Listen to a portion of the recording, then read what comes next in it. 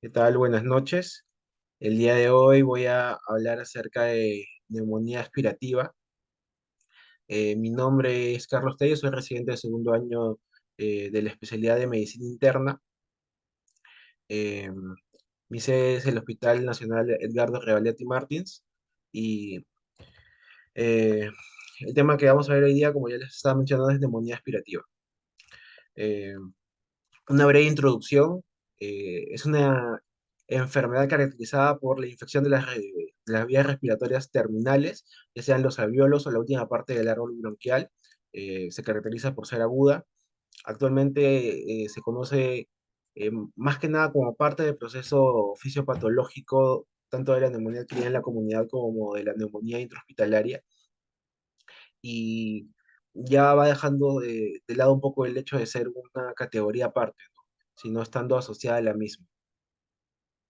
Eh, Respecto a la epidemiología, es importante saber que aproximadamente 15% de las neumonías intrahospitalarias, disculpen, el 15% de las neumonías adquiridas en la comunidad se van a asociar a un proceso aspirativo, mientras que en el caso de las neumonías intrahospitalarias un 25%. Eh, Respecto a las neumonías asociadas al cuidado de la salud, ya no se toma tanto en cuenta como una clasificación per se, más como factores de riesgo, ya sean aquellos pacientes que residen en asilos o aquellos pacientes que son riesgos más que nada por hacinamiento. Eh, los objetivos de esta reunión son tres.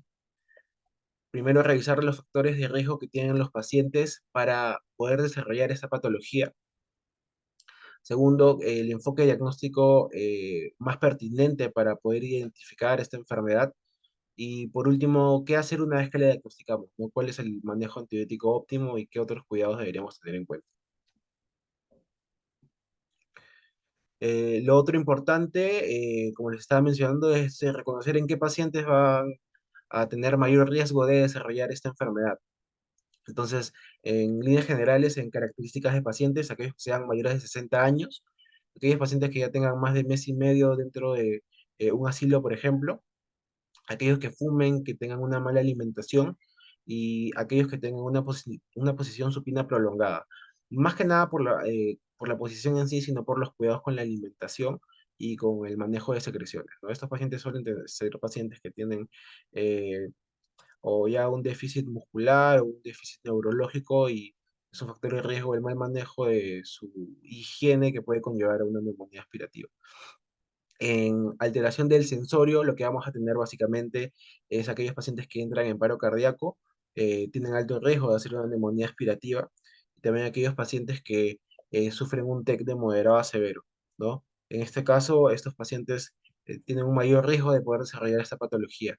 Ya hablando de fármacos, por ejemplo, aquellos pacientes que son dependientes de opiáceos, o aquellos usuarios de antipsicóticos, de benzodiazepinas, también se incluyen dentro de esta lista.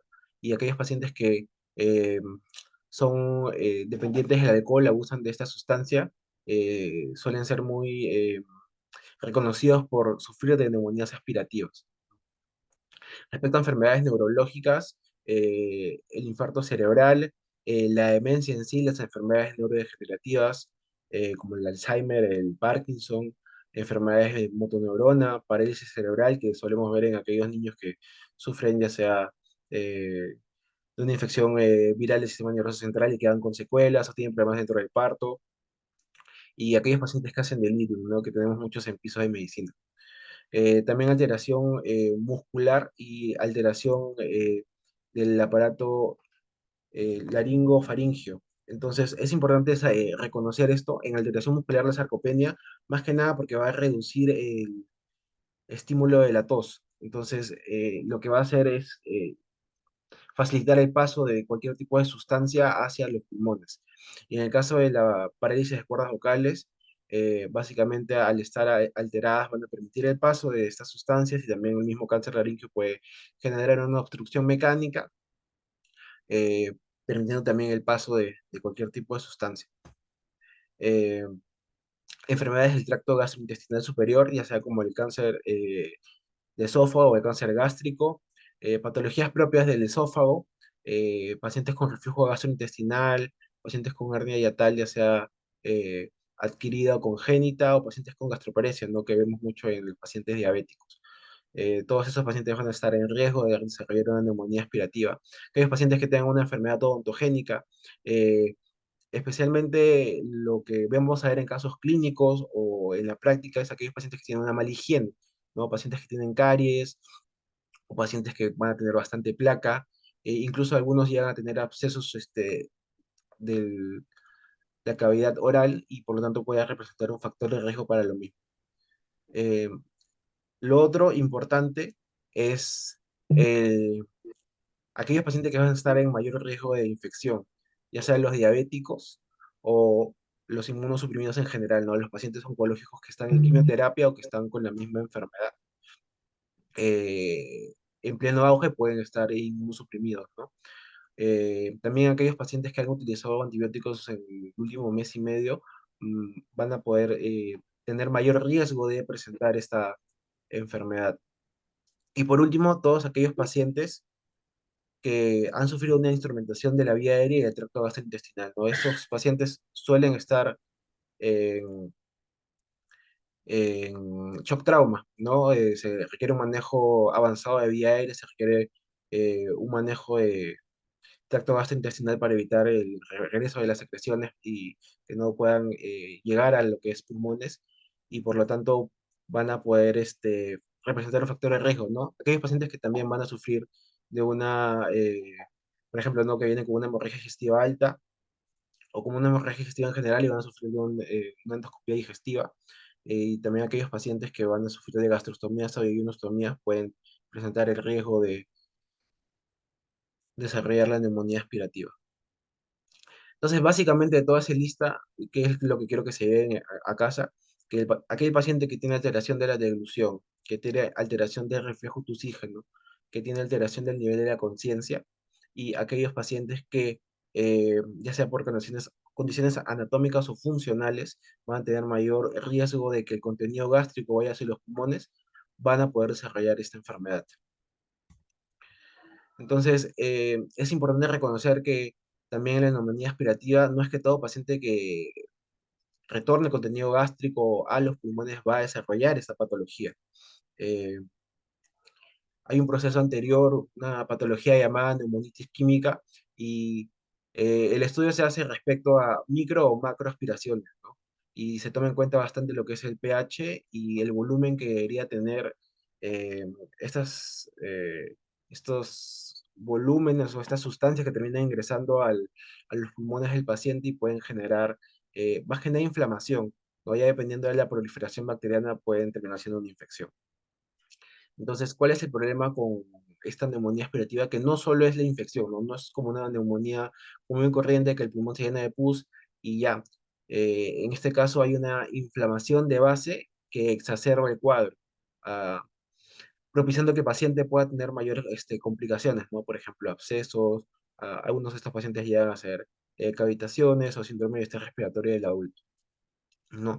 Bueno, este es un gráfico que básicamente resume los cuatro pilares que ya les he mencionado antes, pero que siempre es importante recordar y reconocer en cada paciente, ¿no? Lo más frecuente que tenemos en piso de medicina son adultos mayores, postrados, eh, desnutridos crónicos, hipovolémicos severos, sarcopénicos o pacientes que vienen post un evento cerebrovascular, post-strokes isquémicos normalmente también tienen alto riesgo de comenzar a hacer fiebre y sospechamos que puede ser una neumonía aspirativa.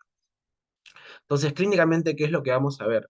En el caso de que sea este primer estadio o estadios preliminares o antes de llegar a la neumonía aspirativa en sí, en la neumonitis química vamos a ver una condición bastante similar a lo que podemos encontrar en una neumonía aspirativa o una neumonía en general, ¿no?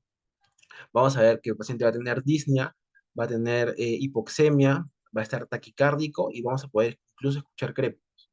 En el caso de estos pacientes, ¿qué es lo que va a diferenciar eh, en el examen ya paraclínico, ¿no? En los exámenes de sangre, tanto en el hemograma como el PCR, no va a estar tan elevado y puede haber una ligera leucocitosis y lo más frecuente es que no hay, ¿no? Lo que sí va a tener es clínica, pero no va a haber correlación con los laboratorios.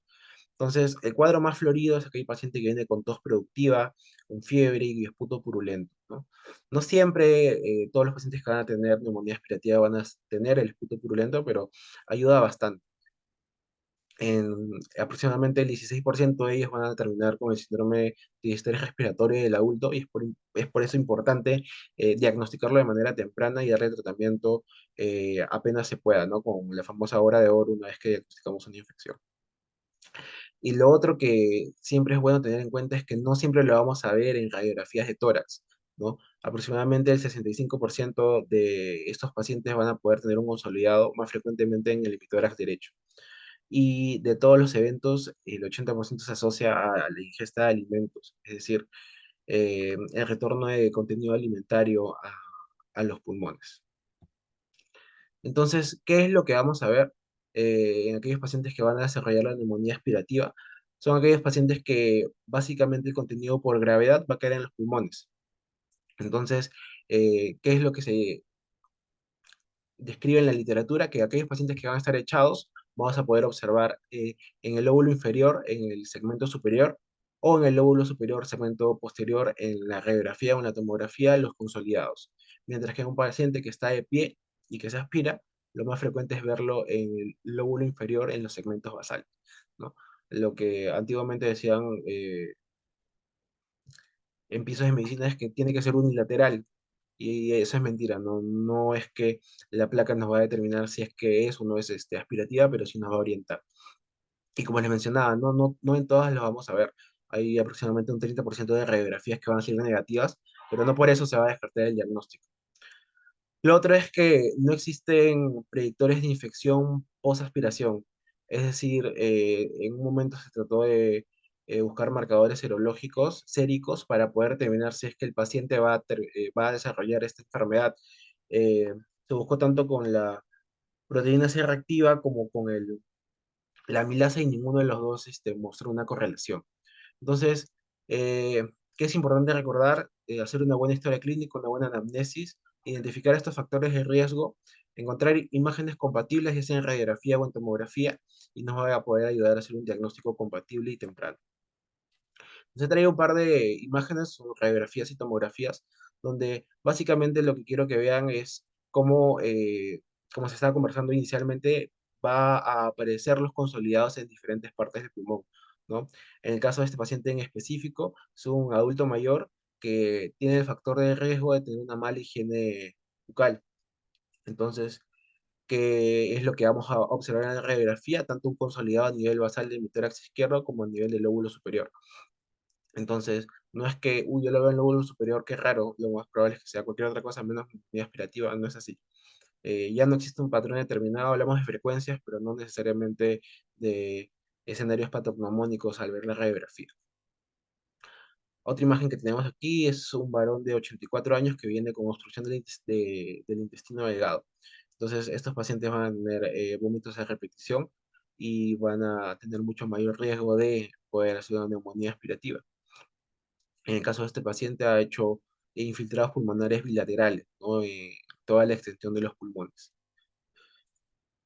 En este caso ya vemos una cavitación como complicación de la neumonía aspirativa, y es importante saber que puede presentarse, no es solo, por ejemplo, no una neumonía por Staph aureus que puede presentar este tipo de cavitaciones, también simplemente una neumonía aspirativa te lo puede presentar. Y ya en esta última tomografía lo que vamos a ver es cómo, por gravedad, lo que estamos hablando inicialmente, se va a poder ver un consolidado en la base del emitórax izquierdo,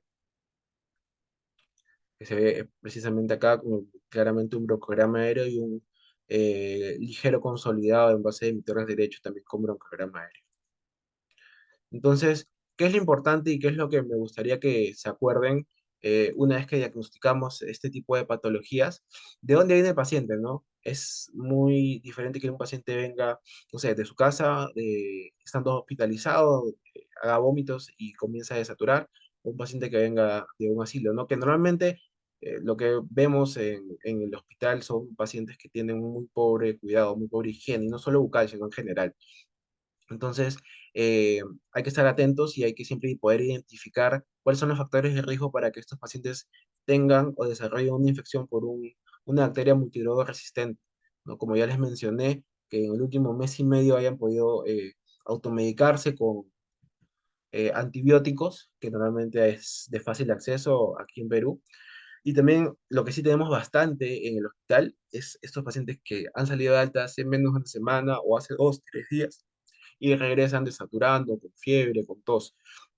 Entonces, tener ese dato, por lo menos en el sistema que nosotros manejamos, que es virtual, nos ayuda a ver qué es lo que ha recibido y hace cuánto ha salido del alta, ¿no? Eh, lo otro que es importante recordar es que aproximadamente un tercio de los pacientes que van a desarrollar este tipo de neumonía van a tener un absceso pulmonar y este absceso pulmonar, al hacerle el estudio o el cultivo, vamos a encontrar anaerobios. Entonces, ¿qué es importante recordar? Que en estos pacientes se va a tener como factor de riesgo principal una enfermedad periodontal severa, es decir, más de una pieza dental, una neumonía necrotizante o un absceso pulmonar. Y en algunos de estos pacientes se va a ver también asociado el uso previo de clindamicina. Entonces, es importante determinar cuáles son los factores de riesgo de estos pacientes, tanto para tener una neumonía aspirativa como para poder tener dentro de, o como agente patógeno, una bacteria multigrado resistente. Entonces, lo otro que es importante recordar es que la duración del tratamiento no tiene por qué ser más de una semana en este tipo de pacientes, al menos que presenten complicaciones, ya sea como algunas que hemos visto, ¿no? Ya sea un absceso o ya sea una cavitación. Suele durar entre 5 a 7 días viendo la mejoría clínica del paciente y la necesidad de oxigenoterapia. No es necesario guiarse de la radiografía porque en muchos casos la radiografía o la tomografía no va a presentar mejora inmediata una vez iniciado el tratamiento antibiótico, ¿no? Y lo otro, y también es importante saber, ¿no? Eh, Mi paciente, por ejemplo, viene con un accidente cerebrovascular, está en piso, comienza a tener fiebre, comienza a desaturar, iniciamos cobertura antibiótica, pero cuando tomamos los hemogramas control, no encontramos leucocitosis, eh, no hay alteración de los reactantes de fase aguda. Siempre es importante poder reconocer y poder entender, ¿no? La importancia de esta parte de lo que en nuestro hospital se llama el programa de antibióticos, ¿no? Que hay más de un instituto cuándo dar y cuándo no dar, ¿no? Y ahí tal vez ya es un poco más fino, ¿no? Tengo un adulto mayor que tiene fiebre y que posiblemente tenga una infección, ¿me arriesgo o no me arriesgo a darle o no? Y es por eso que hay que hacer bien la disquisición de cuándo este paciente puede tener o no puede tener el factor de riesgo para hacer la neumonía aspirativa y también cuándo es que este paciente puede estar desarrollando simplemente una neumonitis química, no una inflamación de un lóbulo o de un segmento del pulmón. Entonces, en líneas generales, no, la literatura, ¿qué es lo que nos dice actualmente? Que en estos pacientes no hay que darle un esquema específico para tratar anaerobios, que es lo que se hacía antes, ¿no? Lo que plantea hoy en día la literatura es tratarlo como si fuese, dependiendo de una neumonía aspirativa adquirida en la comunidad o una neumonía aspirativa intrahospitalaria. Entonces, dependiendo de eso y de sus factores de riesgo para tener un germen MDR, vamos a iniciar el antibiótico. Y ya se está dejando mucho de lado esto de, pero hay que ampliar la cobertura porque puede tener anaerobios y porque es una neumonía aspirativa. ¿Qué es lo que dice la literatura? Que tranquilamente tratándolo como si fuese una neumonía adquirida en la comunidad, el paciente va a presentar mejoría. Y eh, ya para ir cerrando la idea, hay estudios también que se han dado en los últimos 2, 3 años en donde hablan y comparan, ¿no? Pacientes hospitalizados que tienen el diagnóstico de neumonía adquirida en la comunidad o neumonía intrahospitalaria y reciben diferentes esquemas, ¿no? Ya sea con ceftriaxona, una cefalosporina de tercera generación, piperacillinato, cebactam o carbapenémicos. Está observado que no hay superioridad respecto al uso de ceftriaxona con estos dos últimos antibióticos, ¿no? Incluso en la mortalidad a 30 días no han demostrado reducirla más que la ceftriaxona. Entonces, ya yendo a temas mucho más puntuales, ¿no? Que tal vez como residentes no tenemos muy en cuenta, pero el hecho de cuánto se gasta en el hospital por paciente, el hecho de poder reducir estos gastos y poder no simplemente ahorrarlos, sino utilizarlos en tal vez, no sé, un automógrafo o tal vez tener antibióticos que normalmente nos faltan en el hospital, ¿no? Como la ceftaxima y Bactam, podrían ayudar a otros pacientes, ¿no? Y lo otro también es lo que estábamos hablando, ¿no? En estos pacientes se debe dar una cobertura o no se debe dar una cobertura como anaerobios y se hizo revisión sistemática y un metaanálisis en el que se revisó diferentes estudios, me parece que fueron 6, y en ninguno de ellos se demostró que el aumentar la cobertura con anaerobios disminuía la mortalidad ni disminuía la morbilidad o la estancia hospitalaria. Entonces, ya para ir cerrando todas estas ideas que hemos hablado esta noche, ¿cuál es la importancia de conocer este tema? Eh, la frecuencia de la patología hace importante poder conocerla y entenderla, ¿no? Desde los factores de riesgo hasta la fisiopatología. Conocer a nuestros pacientes, realmente conocerlos, conversar con ellos y saber de dónde vienen y qué factores de riesgo tienen, nos va a ayudar a poder orientar el diagnóstico mucho mejor y una vez teniendo el diagnóstico, poder tomar decisiones clínicas basadas en evidencia, ¿no?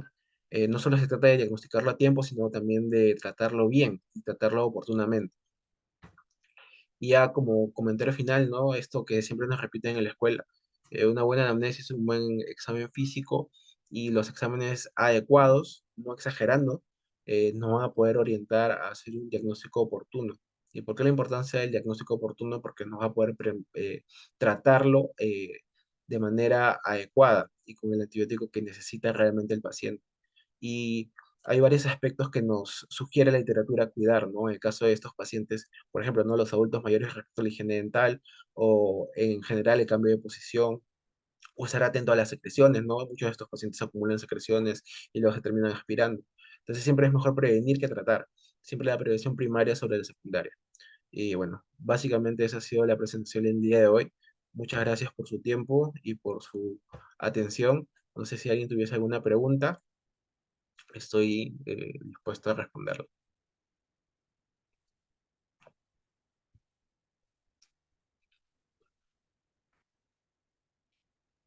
Y ya, como el tiempo nos queda corto, ya se va a cortar la reunión, agradecerles nuevamente por su atención y espero que tengan una muy buena noche. Gracias.